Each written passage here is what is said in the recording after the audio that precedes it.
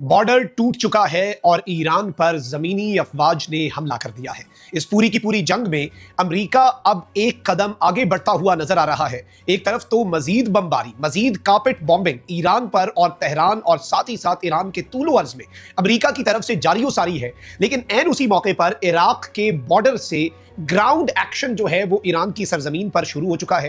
Iran के लिए इसे अगर अब तक का सबसे बड़ा चैलेंज कहा जाए तो यह कहना गलत नहीं होगा। नाज़रीन इकराम, ईरान की जंग जो कि अमेरिका और इसराइल से जारी है, इस जंग के हवाले से कुछ अहम तरीन और लेटेस्ट डेवलपमेंट्स हैं जो आपके सामने रखनी है। एक जानिब तो अब ईरान के लिए चैलेंजेस जो है वो बढ़ते हुए नजर आ रहे हैं, दूसरी तरफ यह बात भी एक हकीकत है कि ईरान जो है वो भी अपनी कार्रवाइयां जारी रखे हुए है। ईरान अमेरिका के बेसेस, अमेरिका की तंजीमात, अमेरिका के कॉन्सुलेट्स, एम्बेसीज, इसके साथ ही साथ समुंदर में आबनाए हुर्मज में जो ऑयल का ट्रेड रूट है, फिर इसराइल के अहम तरीन शहर, ये सारी की सारी चीजें ईरान भी इन्हें अपने निशाने पर रखे हुए है। लेकिन वहीं दूसरी जानिब अब बाज़ाब्ता तौर पर ईरान जो है उसके ऊपर अमेरिका ने मजीद हमले जो है उनकी तादाद में इजाफा कर दिया है। बल्कि अगर यह कहा जाए कि इन हमलों की इंटेंसिटी और इन हमलों की फ्रीक्वेंसी दोनों में इजाफा हो चुका है, तो यह कहना कतन गलत नहीं होगा। सारे डेवलपमेंट्स एक एक करके मैं आपके सामने रखता हूं, और उससे पहले दरखास्त वही है कि हमारे चैनल को भारत, अफगानिस्तान और पाकिस्तान मुखालिफ मुतअद्दिद अकाउंट्स की तरफ से रिपोर्ट किया जाता है। इस रिपोर्टिंग का असर जाहिर करना आपके हाथ में है। इस वीडियो को लाइक करें, एक के बजाय ज्यादा से ज्यादा कमेंट्स करें, और अगर हो सके तो इस वीडियो को आपने मुख्तलिफ व्हाट्सएप ग्रुप्स में शेयर भी करना है।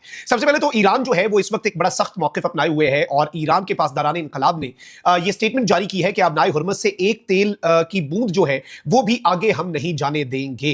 इसके साथ ही साथ ईरान जो है उसके खिलाफ जंग में अब अमेरिका जो है वो भी शिद्दत लाता जा रहा है। लेकिन ईरान साथ साथ ये भी कह रहा है कि अमेरिका और इसराइल मिसकैलकुलेट कर गए, हमने दुश्मन को संगीन नुकसान पहुंचाया है। इस सब के अंदर अहम तरीन चीज यह है कि अमेरिका जो है वो इस वक्त आबनाए हुर्मज का कंट्रोल ईरान से छुड़वाने में नाकाम है, और खाम तेल की कीमतों में मजीद इजाफा होता जा रहा है। वहीं दूसरी जानिब इसराइली फौज ने भी यह स्टेटमेंट जारी किया है कि ईरानी हुकूमती ढांचे के खिलाफ हमने बड़े पैमाने पर हमले शुरू कर दिए हैं। और इसके साथ अब जो इंडिया में गया हुआ था पीस के टाइम्स में, जमाना अमन में, ईरान का नेवल फ्रिगेट, उसे जो निशाना बनाया गया है, उसके हवाले से भी ईरानी वजीर खारजा ने कहा है कि इंतहाई जुल्म का इर्तिकाब किया है अमेरिका ने ईरानी फ्रिगेट को निशाना बनाकर, और इसका बदला जो है वो भी लिया जाएगा। अमेरिकी वजीर जंग जो है उन्होंने इसराइल को यह अब पैगाम भी दे दिया है कि आखिर तक हम कार्रवाई जारी रखेंगे, हम आपके साथ हैं। और इसराइल को यह कहा गया है कि आप अपना काम जारी रखें, हम एंड तक आपके साथ हैं। और इसमें जो यूएस कांग्रेस में बिल था जो ट्रंप की पावर्स को लिमिट करने के लिए था कि वो इस जंग को तूल ना दे सके, वो बिल जो है वो वोटिंग बड़े कम से मार्जिन से वो बिल भी अब रिजेक्ट हो गया जी, और उस पर वोटिंग जो है वो हुई, लेकिन वो बिल कामयाब नहीं हो सका। तो अब एज इट इज जिस तरह से चीजें जो है वो चल रही हैं, ईरानी सरकारी मीडिया ने यह क्लेम किया है कि ईरान ने खलीज में अमेरिकी ऑयल टैंकर जो है उसे भी निशाना बनाया है। फिर इसके साथ ही साथ मैं आपको यह बता दूं कि अब जो सिनेरियो बन चुका है उसमें ईरान के खिलाफ कुछ बड़ी कार्रवाइयां जो है वो इस वक्त की जा रही हैं। और इससे पहले डोनाल्ड ट्रंप ये बात कर चुका है कि ट्रूप्स ऑन ग्राउंड, यानी ईरान के सरजमीन पर अपने फौजी भेजना, इस पॉसिबिलिटी को हम रूल आउट नहीं कर सकते। ये एक बहुत बड़ी बात थी। लेकिन मैंने, अगर आपको याद हो कि इससे पहले 3-4 हफ्ते पहले भी ईरान पर एक स्ट्राइक की बात हो रही थी, उस दौरान भी मैंने आपके सामने अपने व्लॉग में एक नुक्ता रखा था कि अमेरिका अगर ग्राउंड ऑपरेशन करता है ईरान के अंदर, तो अमेरिका डायरेक्ट शायद अपने कमांडोज को, अपने फौजियों को, अपनी डेल्टा फोर्स को, अपने जो ब्लैक हॉक हेलीकॉप्टर्स हैं उन्हें उस तरीके से ना उतारे, बल्कि उसका आगाज जो है वो कुछ मकामी मलेशियाज जो होते हैं इन मुख्तलिफ इलाकों के अंदर, मुसल्ला गिरोह, उनका इस्तेमाल अमेरिका कर सकता है। उन्हें हथियार, साजो सामान प्रोवाइड करके यह कह सकता है कि आप ईरान के ऊपर चढ़ दौड़ें और ईरान के खिलाफ आप ये कार्रवाई करें। अब एग्जैक्ट उसी तरह की चीज हो रही है, लेकिन उससे पहले एक और बड़ी डेवलपमेंट ले लें। तल अवीव की मिनिस्ट्री ऑफ डिफेंस का जो एरिया है उसके ऊपर भी रिपोर्टेडली ईरानियन एक स्ट्राइक, और इस सब के अंदर कुछ बड़े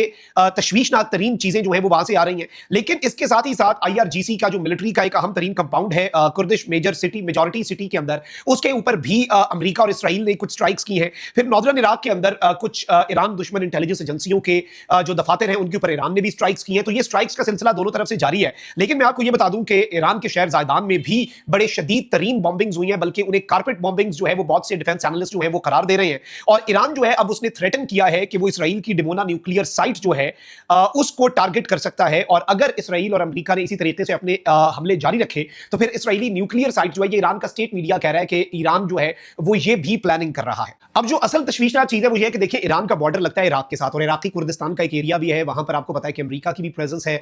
ईरान जो है उसके कुछ हिमायत याफ्ता ग्रुप्स भी वहां पर बहुत ज्यादा एक्टिव है। अमेरिका के खैर ईरान से मुतालबात भी यही थे कि एक अपना न्यूक्लियर प्रोग्राम खत्म कर दें, बैलिस्टिक मिसाइल प्रोग्राम खत्म कर दें, और तीसरा ये जो गिरोह है इनकी हिमायत जो है उसे भी आप तर्क कर दें। यानी जो प्रॉक्सीज मिडिल ईस्ट के अंदर आपके हिमायत याफ्ता हैं, जिनकी आप हिमायत करते हैं, जिनकी आप सपोर्ट करते हैं मिलिटरली, डिप्लोमेटिकली या फाइनेंशियली, उस सपोर्ट को भी आपको तर्क करना होगा। तो ऐसे ग्रुप्स इराकी कुर्दिस्तान एरिया के अंदर भी हैं जो प्रो ईरान है और जो एंटी अमेरिका है। लेकिन फिर ऑब्वियसली ऐसे मलेशियाज भी हैं, ऐसे मकामी गिरोह भी हैं, ऐसे मुसल्लह गिरोह भी हैं जो अमेरिका के साथ हैं और ईरान के मुखालिफ हैं। अब सूरत हाल ये बनी है कि उन्हीं गिरोहों के एक गिरोह ने क्या किया है कि अमेरिकी एहलकार ने यह कंफर्म किया कि इराकी कुर्द जो है, इराकी कुर्दों ने ईरान पर जमीनी हमला जो है वो शुरू कर दिया है और ईरान के जवाबी हमलों में कुर्द ठिकानों पर आग भड़क उठी है। ये रूसी मीडिया रिपोर्ट कर रहा है। अब इस एक डेवलपमेंट को इंतहाई अहमियत की निगाह से देखा जा रहा है क्योंकि ईरान के खिलाफ अगर जमीनी कार्रवाई का आगाज हो चुका है तो यह मामला बिलाशुबा ईरान के लिए भी तशवीशनाक है क्योंकि ऑब्वियसली ईरान बहुत से महाजों पर लड़ रहा है। ईरान के लिए attacking capabilities are not an issue जो अभी हमें नजर आ रहा है, लेकिन ईरान के लिए अपना defence it is definitely an issue and it is a big issue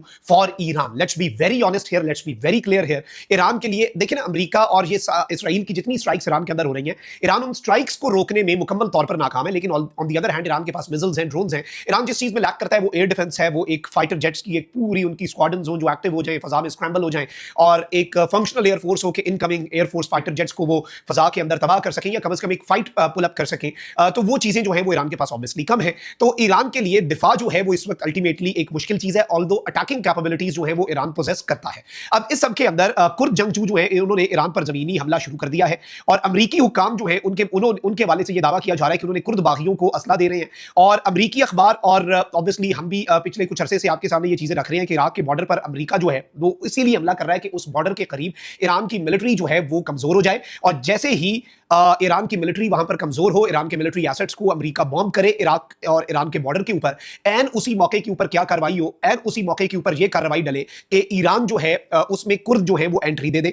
और इस सब के अंदर मैं आपको यह बता दूं कि यह रिजीम चेंज की बात नहीं, बल्कि अमेरिका ऑब्वियसली इस सब के अंदर कुछ और भी ऑब्जेक्टिव्स होंगे अमेरिका के। एक तो यह कि ईरान जो है उसके अंदर जरा स्टेबिलिटी, अगर एक इंटरनल स्टेबिलिटी है उसे भी हिट किया जाए, यानी ऑन ग्राउंड अपने ट्रूप्स उतारे बगैर। क्योंकि देखिए अमेरिका के मिडिल ईस्ट के अंदर जो बेसिस थे वो अमेरिका की स्ट्रेंथ थे, अमेरिका ने ईरान को चारों तरफ से घेरा, लेकिन अमेरिका के वही बेसिस जो है वो अमेरिका की वीकनेस भी बन गए। वो इस तरह से कि वो ईरान की स्ट्राइक रेंज में भी आ गए। इसी तरह से ट्रूप्स ऑन ग्राउंड स्ट्रेंथ नहीं वीकनेस भी होता है, क्योंकि आपके ट्रूप्स डायरेक्टली गोली का निशाना बन सकते हैं, डायरेक्टली वहां पर खाना जंगी का निशाना बन सकते हैं। तो अल्टीमेटली मुझे लगता है कि ट्रूप्स ऑन ग्राउंड से पहले ये कुर्द जो बागी हैं उन्हें यहां पर एंटर करना एक बहुत स्ट्रेटेजिक मूव जो है वो यूनाइटेड स्टेट्स का है, जिस पर बहुत अरसे से काम हो रहा था। और अभी भी इवन ये बताया जा रहा है कि ईरान और इराक के बॉर्डर के ऊपर जो पहले बमबारी की गई ताकि वहां से ईरान की फौज को मुकम्मल तौर पर डिसमेंटल या कमजोर किया जाए, कि इनकमिंग कुर्द बागी जो कि ईरान में दाखिल होंगे इराक के बॉर्डर से, और बॉर्डर टूटेगा और बॉर्डर टूटने के बाद वो बागी जो है वो ईरान के अंदर दाखिल होंगे, तो आगे जो ईरानियन मिलिट्री है वो उन्हें उस तरह से हिट ना कर पाए। उससे पहले ईरान के अंदर मौजूद बॉर्डर एरियाज में ईरानियन मिलिट्रीज को भी